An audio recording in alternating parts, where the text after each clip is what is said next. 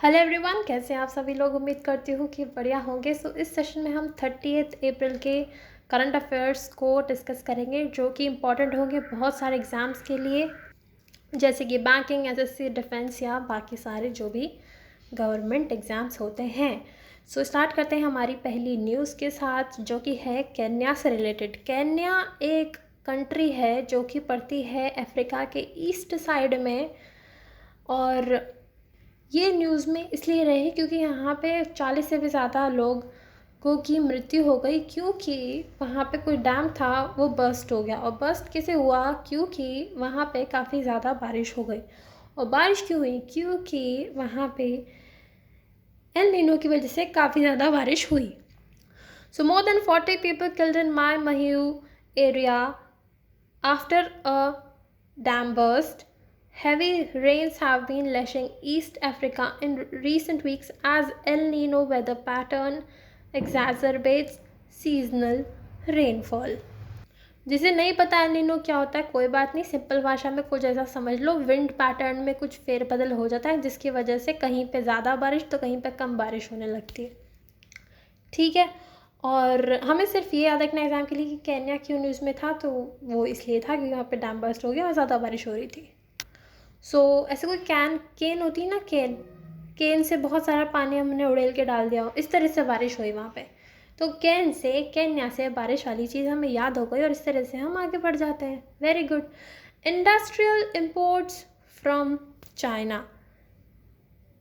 अब global trade research initiative के हिसाब से हमारे जो इंडिया के इंडस्ट्रियल गुड्स आते हैं, जो हम बाहर से मंगाते हैं, उसमें चाइना का शेयर बढ़ गया है टू 30%। 15 साल पहले ये 21% था, तो पिछले 15 साल में 21 से 30% हो चुका है। हमारे जो इम्पोर्ट हैं चाइना से वो क्रॉस कर चुके हैं $101 billion in 2023-24 from $70 billion in 2018-19। ठीक है, सिंपल था। बढ़ते हैं आगे। अब आता है अल मक्तूम एयरपोर्ट। ये क्यों रहा न्यूज़ में कि भाई ये दुबई का प्लान है कि वो वर्ल्ड का लार्जेस्ट एयरपोर्ट टर्मिनल कंस्ट्रक्ट करेगा at Al Maktoum international airport. जी हाँ, इससे क्या होगा? इससे दुबई की position as a global transportation hub और ज़्यादा सॉलिडिफाई होगी। अब मुद्दा आता है कि भाई याद कैसे करें। तो सिंपल है, देखो, माँ के तुम, इस तरह से इसको ब्रेक कर लो। माँ के तुम बहुत लाडले हो, है ना? तो तुम्हारी माँ ने सोचा इसको क्या दूँ भाई, दू भाई से दुबई, इसको क्या दूँ भाई? फिर विचार करके उन्होंने डिसाइड किया कि वर्ल्ड का लार्जेस्ट एयरपोर्ट टर्मिनल बना दो, सबसे बढ़िया। डेली के डेली माँ के पास आता जाता रहेगा। I know it was very silly, but I hope it helped you learn. It helped you to learn, right? And if it did not, direct कर लेना, सिंपल है, कोई दिक्कत नहीं है। बढ़ते हैं आगे। नवरत्न स्टेटस किसको मिला है? तो वो मिला है Indian Renewable Energy and Development Agency. जी हाँ, जिसका काम होता है इंडिया में कैसे रिन्यूएबल एनर्जी की तरफ डेवलपमेंट किया जाए, कैसे ट्रांजिशन किया जाए, उससे रिलेटेड ये एक कंपनी है। इन्हें मिल गया है नवरत्न स्टेटस। इसके अलावा एक और ऑर्गेनाइजेशन को मिला है जिसका नाम है housing and urban development corporation, जो कि काम करती है अर्बन एरियाज़ में हाउसिंग वगैरह के लिए, जैसे कि प्रधानमंत्री आवास योजना जैसी जो स्कीम्स होती हैं उसके अंतर्गत हाउसिंग वगैरह कंस्ट्रक्ट करवाना, उससे रिलेटेड काम होते हैं। इन दोनों को मिला है नवरत्न स्टेटस। और दिया किसने है? तो डिपार्टमेंट ऑफ पब्लिक एंटरप्राइजेस, जो कि मिनिस्ट्री ऑफ फाइनेंस के अंतर्गत आती हैं। तो पब्लिक एंटरप्राइजेस को मिलते हैं ये स्टेटस, नवरत्न, मणिरत्न, महारत्न। और इससे क्या होता है, इन्हें ज़्यादा ऑटोनॉमी दी जाती है कुछ क्राइटेरियाज़ के बेसिस पे। आज के अगर नए रत्नों की बात करें तो सबसे बड़े रत्न क्या हैं हमारे आज के नए रत्न? एक तो भाई रिन्यूएबल की तरफ अच्छे से ट्रांजिशन कर लें, वही कंट्री आगे है आज के टाइम में, तो वही नवरत्न है। दूसरा, नया नया हमारा घर बन जाए। नहीं, उससे बड़ा नवरत्न क्या होगा हमारे लिए? तो घर भी बन गया, रिन्यूएबल भी हो गए, जे बल्ले बल्ले याद भी हो गया। बढ़ते हैं आगे। जर्मनी ने लिया एक decision to lift curbs on the sale of small arms, मतलब स्मॉल आर्म्स जो होते हैं उनके सेल पे कुछ रिस्ट्रिक्शंस लगा रखे थे, उन्हें हटा दिए जर्मनी ने। यानी कि अब इंडियन मिलिट्री वो सब चीज़ें बाय कर सकती है जर्मनी से। जी हाँ, इससे क्या होगा, हमारा मिलिट्री टाइज और ज़्यादा स्ट्रेंथन होंगे, मजबूत होंगे। सो अब तो हम मैनी स्मॉल आर्म्स मंगाएंगे। So many Germany. और जर्मनी की कैपिटल है बर्लिन। चांसलर कौन है इनके? Olaf Scholtz.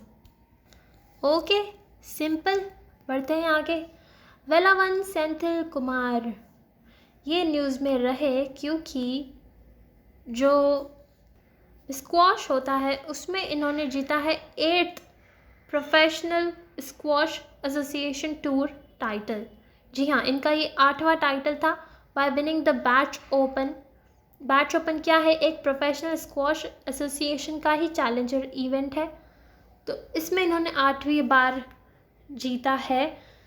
और कहाँ जीता है? तो पेरिस में। पेरिस की एक जगह है कुछ ये डिफ़िकल्ट सी, society sport du jeu de paume, I don't know how to pronounce it. आप तो पेरिस याद कर लेना। सो याद कैसे करेंगे? तो ऐसे याद रखना, वेले नहीं है ये। इन्होंने फ्री टाइम में क्या किया? इन्होंने वन में जाके इतना स्क्वॉश खेला कि भाई 8 PSA टूर टाइटल ले आए अपने नाम पर इंडिया के। सो कितनी बड़ी बात हो जाती है भाई, बहुत ही बढ़िया। हो गया याद, वेरी गुड। आगे बढ़ो। मैरीटाइम पार्टनरशिप एक्सरसाइज, जिसमें कि इंडिया की तरफ से गए INS Sahyadri, Indian naval ship Sahyadri. और किसके साथ थी? तो UK के साथ थी। UK का लिटोरल रिस्पॉन्स ग्रुप साउथ, इनके साथ थी हमारी मैरीटाइम पार्टनरशिप एक्सरसाइज, जिससे कि क्या इम्प्रूव हो? इंटरऑपरेबिलिटी, मैरीटाइम कोऑपरेशन बढ़े हमारा। इन चीज़ के लिए मैरीटाइम पार्टनरशिप एक्सरसाइज हुई। सो हम पास्ट में UK की कॉलोनी रहे हैं, लेकिन हाँ अब हम फिर भी कोशिश कर रहे हैं कि उनके साथ हमारे जो कोऑपरेशन है वो बड़े, पार्टनरशिप जो है वो बड़े। उस तरीके से कुछ एसोसिएट आप कर सकते हैं, इसलिए हम कर रहे हैं उनके साथ मैरीटाइम पार्टनरशिप एक्सरसाइज। अब आती है वॉशिंगटन यूनिवर्सिटी। वॉशिंगटन यूनिवर्सिटी इन सेंट लुई, उन्होंने टाई अप किया इंडिया की सोशल जस्टिस मिनिस्ट्री के साथ। किसके लिए? फॉर डिप्राइव्ड स्टूडेंट्स के लिए। उनका कैसे उत्थान हो, उनका कैसे डेवलपमेंट हो, उससे रिलेटेड जो है ये टाई अप हुआ। और पार्टनरशिप में क्या क्या होगा? एकेडमिक रिसर्च वगैरह होगी, स्टूडेंट एक्सचेंजेस वगैरह होंगे, ये सारी बात है। सो डिप्राइव्ड बच्चों को अगर हेल्प नहीं की गई तो उनको क्या करना पड़ेगा? कपड़े लत्ते धोने पड़ेंगे, वॉश करना पड़ेगा, राइट? तो वो नहीं करना पड़े, इसलिए वॉशिंगटन यूनिवर्सिटी ने टाई अप किया हमारी सोशल जस्टिस मिनिस्ट्री के साथ, जिससे कि उनका सोशल जस्टिस हो सके। Simple, very good. बढ़ो आगे। अब आती है वर्ल्ड एनर्जी कांग्रेस। जी हाँ, नाम में एनर्जी आ रहा है, एनर्जी से रिलेटेड कांग्रेस है और ये 26 नंबर की है। और ये कहाँ पे की गई? तो रॉटरडैम में, जो कि आता है नीदरलैंड्स में। अब इसके तो नाम में डैम आ रहा है। डैम से काम क्या होता है? एनर्जी भी तो हम जनरेट करते हैं, right? So damn energy associate हो गया। ऑर्गेनाइज करवाता कौन है? तो वो है वर्ल्ड एनर्जी काउंसिल। हर 3 साल में होती है। और हमारे जो इंडिया है उनकी तरफ से जो IREDA है, जिसे अभी हमने थोड़ी देर पहले पढ़ा था, जिसे नवरत्न स्टेटस मिला है, उनके CMD ने वहाँ पे शेयर किए इंसाइट्स कि भाई इंडिया की कैसी रहेगी journey towards energy transition. So simple था, रॉटरडैम में हुई और वर्ल्ड एनर्जी कांग्रेस हुई। बढ़ो आगे। हैंगर क्लास सबमरीन, अब ये बनाई है चाइना ने। और किसके लिए बनाई है? तो वो बनाई है पाकिस्तान के लिए। 8 हैंगर्स क्लास सबमरीन बनाई। और जो इंडिया की कलवरी क्लास की डीजल इलेक्ट्रिक अटैक सबमरीन से, उसका इसे डायरेक्ट राइवल माना जा रहा है, क्योंकि चाइना ने हमेशा कोशिश की है पाकिस्तान को मदद करने की और वापस ये यही कर रहा है। सो याद कैसे रहे, कहीं के रखेंगे तो ऐसा याद रख लेना कि चाइना पाकिस्तान को एड देता रहता है, ठीक है? और उसके एड पे ही पाकिस्तान जो है हैंग कर रहा है, हैंग कर रहा है। सो हैंग से hanger class submarine. Simple. ADB पे आता है, एशियन डेवलपमेंट बैंक।